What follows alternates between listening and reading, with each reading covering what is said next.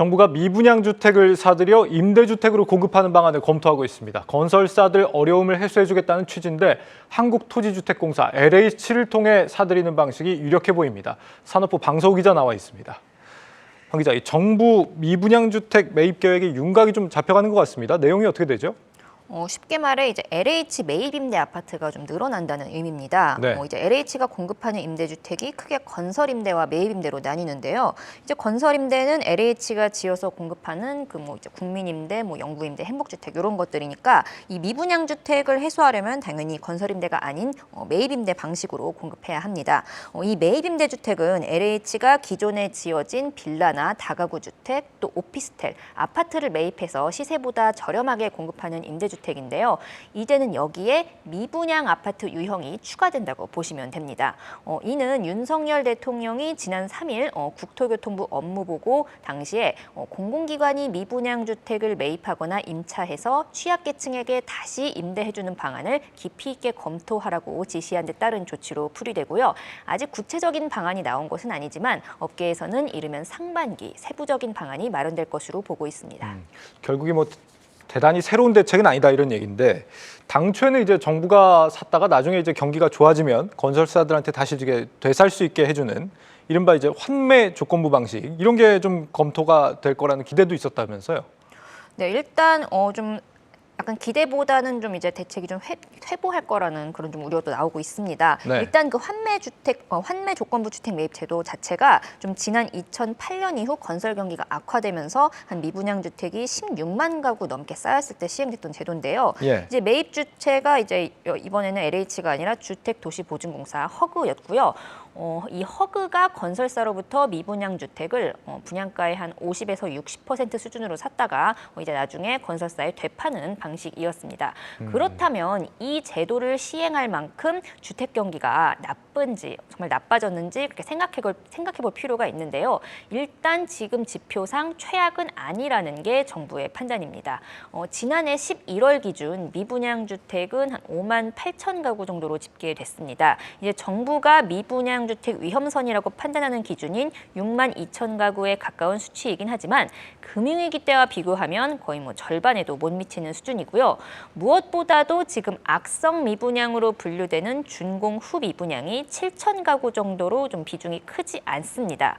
이런 상황에서 지금 건설사의 이런 악성 재고를 혈세를 투입해 해소하는 것 아니냐는 비판도 조금은 의식한 걸로 보입니다. 결국 금융위기 때만큼 미분양이 심각하진 않지만 앞으로 주택 경기가 더 나빠질 수 있다는 걸 감안하면 일정 부분 미분양을 해소할 필요는 있겠고 그렇다면 이 전체 미분양이 아닌 준공후 미분양 물량 정도만 해소할 수 있는 최선의 방법이 무엇인가? 바로 이게 미분양 주택을 매입임대주택으로 공급하는 것이다. 이렇게 판단한 것으로 풀이됩니다. 네, 그러니까 당초 얘기가 됐던 이 환매 조건부 방식보다는 조금 더 완화가 된 약한 수준의 방식으로 일단 시장에서는 보고 있는 거네요.